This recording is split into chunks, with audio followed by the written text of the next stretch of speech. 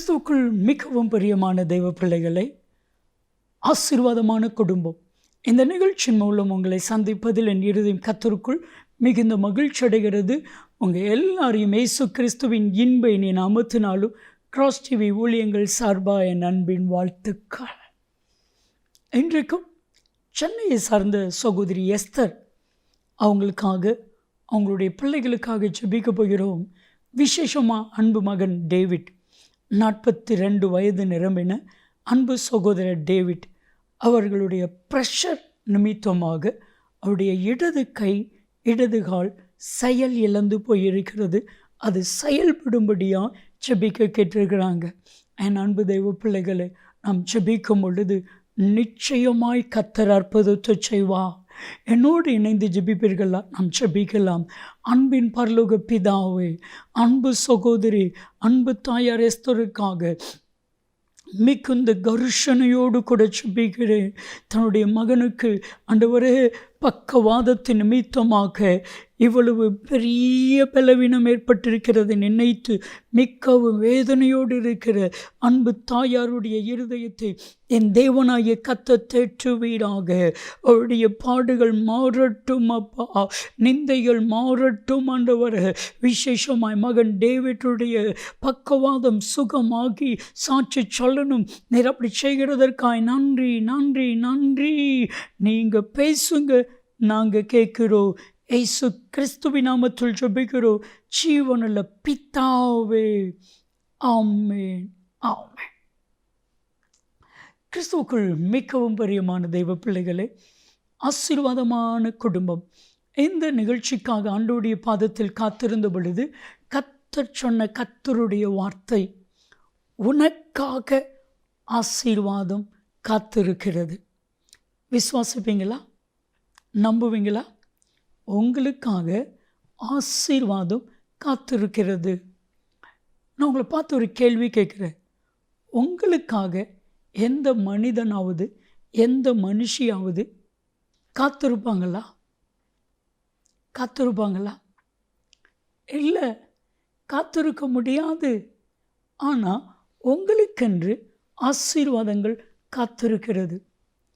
இஸ்ரவேல் தேசத்தில், கானான் தேசத்தில் யோசேப்புக்கு கர்த்தர் வாக்குத்தத்தத்தை கொடுக்கிறார்.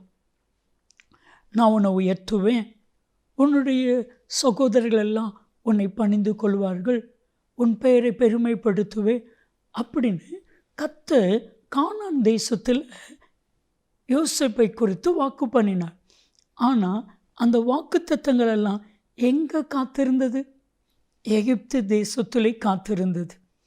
ஆதியாகமம் 41:11 நீங்கள் வாசித்து பார்த்தீங்கன்னா, கர்த்தர் யோசேப்பை எகிப்து தேசம் முழுமைக்கும் அதிகாரியாக வைக்கிறார். பார்வோன் மன்னன் சொல்லுகிறார், பா, இந்த எகிப்து தேசம் முழுவதும் பா, இந்த தேசம் முழுமைக்கும் உன் அதிகாரியாக வைக்கிறேன். உன்னுடைய வார்த்தையின் படி அல்லாமல் ஒருவனும் கையையாவது காலையாவது நீட்டக்கூடாது. எவ்வளவு பெரிய ஆசீர்வாதம் யோசேப்புக்காக காத்திருக்கிறது. உங்களை பார்த்து மறுபடியும் கேட்குறேன், உலகம் உங்களுக்காக காத்திருக்குமா? மனிதர்கள் காத்திருப்பார்களா? நேசித்த தான் கட்டிக்கொள்ள போகிற அந்த சகோதரி சொல்கிறாங்க, நீங்கள் ஃபாரின் போயிட்டு வாங்க, அது வரைக்கும் நான் காத்திருப்பேன். இந்த நம்பிக்கையோடு அந்த சகோதரரும் ஃபாரின் போயிட்டு வாராங்க. ஆசையோடு தன் மனைவியை, தன்னுடைய திருமணம் செய்ய போகிற சகோதரியை பார்க்குறதுக்கு வாராங்க. மேரேஜ் ஆயிடுச்சு, திருமணம் ஆயிட்டு. கேட்டால், நீங்கள் எப்போ வரீங்க எனக்கு தெரியாது, காத்திருந்து போய் பார்த்தோம், எங்கள் அப்பா அம்மா ரொம்ப ஃபீல் பண்ண ஆரம்பிச்சிட்டாங்க, அதனால் நான் சரின்னு சொல்லிட்டேன். அவ்வளவுதான் அந்த உலகம். ஆனால் கர்த்தருக்கு காத்திருக்கிற நீங்கள், வேதத்தில் ஒரு வசனம் இருக்குது, சங்கீதம் 25:3, கர்த்தருக்கு காத்திருக்கிறவர்கள் ஒருபோதும் வெட்கப்பட்டு போவதே இல்லை. ஏன் தெரியுமா? உங்களுக்காக ஆசீர்வாதங்கள் காத்திருக்கிறது. நீங்கள் தான் தாமதம்.